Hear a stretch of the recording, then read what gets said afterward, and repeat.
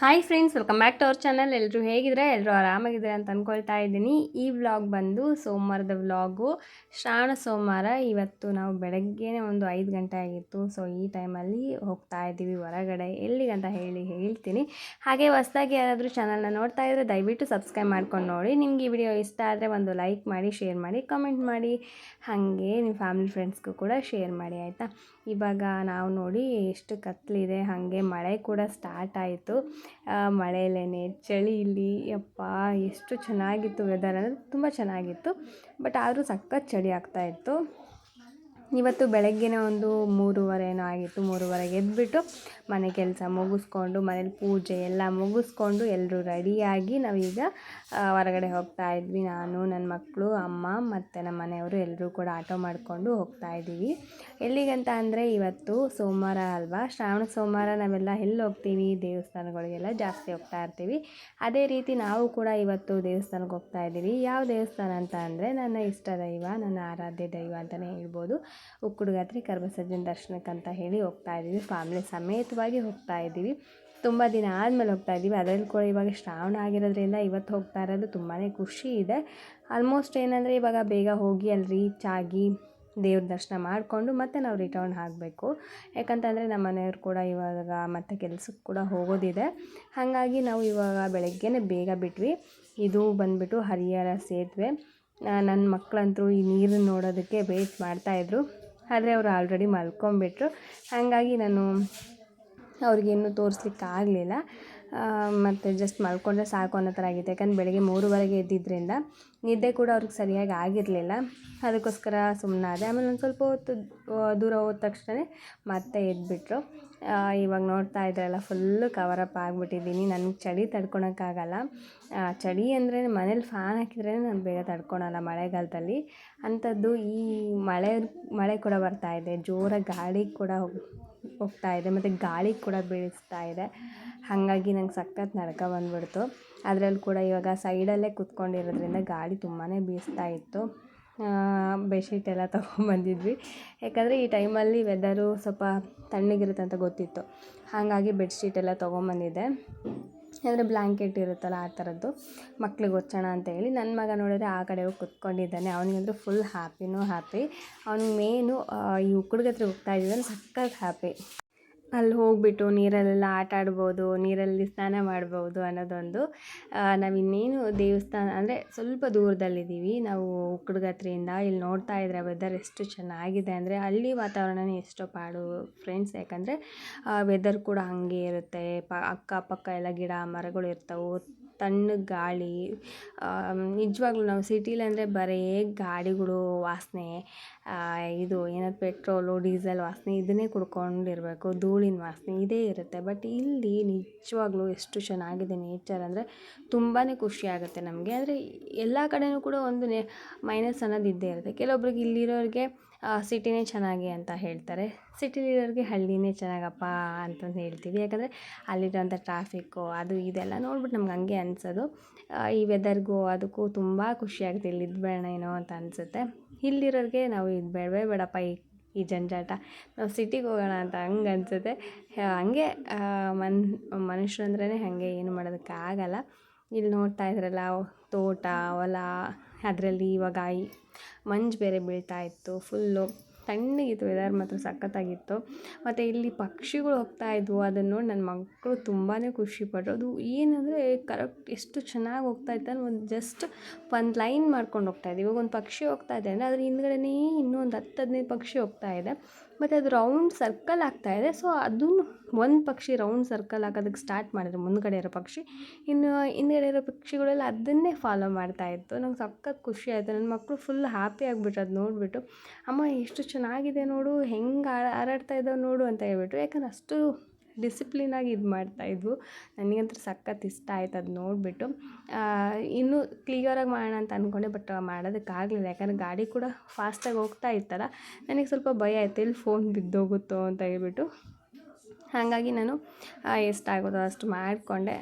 ಇನ್ನೇನು ಸ್ವಲ್ಪ ದೂರದಲ್ಲಿದ್ದೀವಿ ನಾವು ಉಕ್ಕುಡ್ಗಾತ್ರಿಗೆ. ಇವಾಗ ಉಕ್ಕುಡ್ಗಾತ್ರಿಗೆ ಹೋಗಿಬಿಟ್ಟು ಅಲ್ಲಿ ಬೇಗ ಬೇಗನೆ ಸ್ನಾನ ಮುಗಿಸ್ಕೊಂಡು ದೇವ್ರ ದರ್ಶನಕ್ಕೆ ಹೋಗಬೇಕು. ಮಳೆ ಕೂಡ ಬರ್ತಾ ಇತ್ತು ನೋಡಿ. ನನ್ನ ಮಗನೂ ಕೂಡ ಕೈ ಹೊರಗೆ ಹಾಕ್ತಾಯಿದ್ದಾನೆ. ನನಗೆ ಭಯ, ಯಾಕಂದರೆ ನಾನು ಜಸ್ಟ್ ಹಾಗೆ ವೀಡಿಯೋ ಮಾಡೋಣ ಅಂತ ಹೇಳ್ಬಿಟ್ಟು ಕೈ ಹೊರಗೆ ಹಾಕಿದೆ. ಮತ್ತು ಅವ್ನು ಕೈ ಹೊರಗೆ ಹಾಕ್ಬಿಟ್ಟ. ಏನಾದ್ರು ಮತ್ತು ಕೈ ಬಡ್ದಿತ್ತು, ಕೈ ತೆಗಿ ಅಂತ ಹೇಳ್ಬಿಟ್ಟು ಅವ್ನಿಗೆ ಇದು ಮಾಡಿದೆ. ಸರಿ ಅಂತ ಹೇಳ್ಬಿಟ್ಟು ಕೈ ತೆಗ್ದ.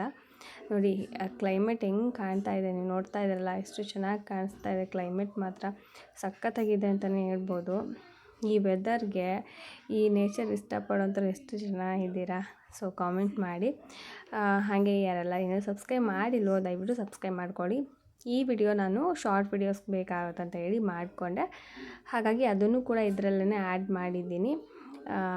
ಏನೋ ಒಂಥರ ಚೆಂದ ಅನಿಸುತ್ತೆ ನನಗೆ ಈ ಥರ ಹೊರಗಡೆ ಬರೋದು. ಅದರಲ್ಲಿ ಈ ಮಳೆಗಾಲದಲ್ಲಿ ಹೊರಗಡೆ ಬರೋದು ಸ್ವಲ್ಪ ಕಷ್ಟವೇ, ಆದರೂ ಮಳೆ ಅಂದರೆ ಇಷ್ಟ. ಮಳೆ ಬಂದರೆ ಒಂದು ಸ್ವಲ್ಪನೂ ಕಷ್ಟ, ಎರಡೂ ಇದ್ದೇ ಇರುತ್ತೆ ಎಲ್ಲದರಲ್ಲೂ ಕೂಡ.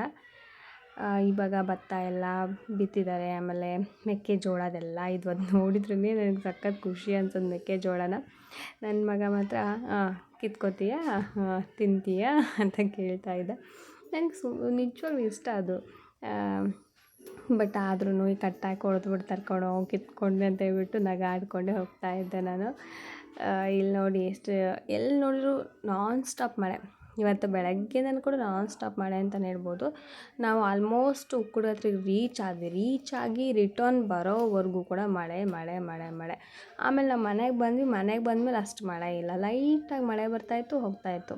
ನಾವು ಮತ್ತೆ ಇದೆಲ್ಲ ದರ್ಶನ ಮುಗಿಸ್ಕೊಂಡು ಮನೆಗೆ ಬರೋಷ್ಟರಲ್ಲಿ ಏನಿಲ್ಲ ಅಂದರೂ ಒಂದು 10:30 ಅಂತೂ ಆಯಿತು.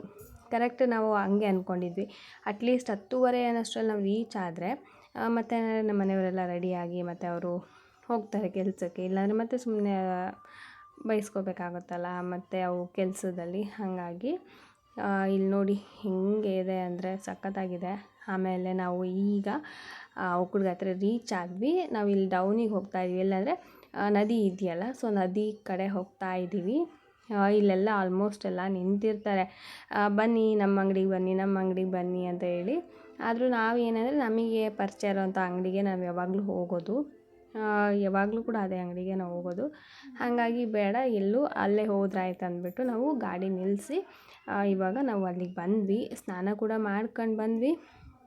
ಇಲ್ಲಿ ನನ್ನ ಮಗಳು ಅಳ್ತಾ ಇದ್ಲು. ಏನಾಯಿತು ಅಂದರೆ ಅವಳಿಗೆ ಬೆಳಗ್ಗೆನೇ ಸೊಳ್ಳೆ ಎಲ್ಲ ಕಚ್ಚಿಬಿಟ್ಟು ಒಂಥರ ಅಲರ್ಜಿ ಥರ ಆಗಿಬಿಟ್ಟಿತ್ತು. ಆಮೇಲೆ ಅವಳು ಸ್ನಾನ ಮಾಡ್ಕೊಂಡು ಬಂದುಬಿಟ್ಟಿದ್ದಾಳೆ. ಫುಲ್ ಸ್ನಾನ ಮಾಡ್ಕೊಂಡು ಬಂದಮೇಲೆ ಫುಲ್ ಕೈ ಕಾಲೆಲ್ಲ ಅದೊಂಥರ ಊದ್ಕೊಂಡಂಗೆ ದಪ್ಪ ದಪ್ಪ ಆಗಿಬಿಡ್ತು ಅದೆಲ್ಲ. ಸೊ ಅದಕ್ಕೆ ಅಳ್ತಾ ಇದ್ಲು. ನಾನು ಏನೂ ಆಗೋಲ್ಲ ಬಿಡು, ದೇವಸ್ಥಾನಕ್ಕೆ ಹೋಗ್ಬಿಟ್ಟು ವಿಭೂತಿ ಎಲ್ಲ ಸವರ್ಕೊಳ್ಳೋಣ, ಆರಾಮಾಗ್ತೀಯ, ಏನೂ ಆಗೋಲ್ಲ ಅಂತ ಹೇಳ್ಬಿಟ್ಟು ನಾನು ಸುಮ್ಮನಾದೆ. ನಾನು ಕೂಡ ಜಸ್ಟ್ ಹಂಗೆ ಫೇಸಿಗೆ ಸ್ವಲ್ಪ ಪೌಡರ್ನ ಹಚ್ಕೊಂಡು ಒಂದು ಚುಕ್ಕೆ ಇಟ್ಕೊಂಡು ರೆಡಿಯಾಗಿದ್ದೀನಿ. ಮತ್ತು ನನ್ನ ಮಗನೂ ಕೂಡ ಸ್ನಾನ ಮಾಡ್ಕೊಂಡು ರೆಡಿಯಾಗಿ ಕೂತ್ಕೊಂಡಿದ್ದಾನೆ. ಬ್ರಹ್ಮರಂದು ಕೂಡ ಸ್ನಾನ ಆಯಿತು, ನಮ್ಮ ಮನೆಯವ್ರದ್ದು ಕೂಡ ಸ್ನಾನ ಆಯಿತು. ಇವಾಗ ಅಮ್ಮ ಸ್ನಾನಕ್ಕೆ ಹೋಗಿದ್ದಾರೆ. ಸೊ ಅಮ್ಮ ಸ್ನಾನ ಮುಗಿಸ್ಕೊಂಬಂದ ತಕ್ಷಣ ಇವಾಗ ದೇವ್ರ ದರ್ಶನಕ್ಕೆ ಹೋಗಬೇಕು. ನಾವೀಗ ದೇವ್ರ ದರ್ಶನಕ್ಕೆ ಬಂದ್ವಿ. ಇಲ್ಲಿ ನೋಡ್ತಾ ಇದ್ರಲ್ಲ ಫಸ್ಟು ಪೂಜೆ. ಇವಾಗ ಆಲ್ಮೋಸ್ಟ್ ಟೈಮ್ ಬಂದುಬಿಟ್ಟು ಒಂದು 7 ಗಂಟೆನೋ 7 ಗಂಟೆನೋ ಅಲ್ಲ, ಒಂದು 7:30 7:45 ಆಗ್ತಾ ಬಂತು ಆ ಟೈಮ್ ಇದು. ಇಲ್ಲಿ ಕ್ಯೂವಲ್ಲಿ ನಿಂತ್ಕೊಂಡಿದ್ದೀವಿ. ಇನ್ನೂ ತುಂಬ ಜನ ಇದ್ದಾರೆ, ತುಂಬ ರಶ್ ಇದೆ. ಇವಾಗ ಒಳಗಡೆ ಹೋಗಬೇಕು, ಯಾಕಂದರೆ ಫಸ್ಟ್ನೇ ಪೂಜೆ ಸ್ವಲ್ಪ ರಶ್ ಇರುತ್ತೆ ಮತ್ತು ಜಾಸ್ತಿ ಟೈಮಿಂಗ್ ಕೂಡ ಹಿಡಿಯುತ್ತೆ. ಇಲ್ಲಿ ನನ್ನ ಮಗ ಅವ್ನಿಗೆ ನಿಂತ್ಕೊಳಕ್ಕೆ ಆಗ್ತಾ ಇರಲಿಲ್ಲ, ಯಾಕಂದರೆ ಅವನಿಗೆ ಮೊನ್ನೆ ತಾನೇ ಬಿದ್ದು ಕಾಲು ಸ್ವಲ್ಪ ಫ್ರ್ಯಾಕ್ಚರ್ ಥರ ಆಗಿತ್ತಲ್ಲ, ಹಾಗಾಗಿ ಅವ್ನು ನಿಂತ್ಕೊಳಕ್ಕೆ ಆಗ್ತಾ ಇರಲಿಲ್ಲ.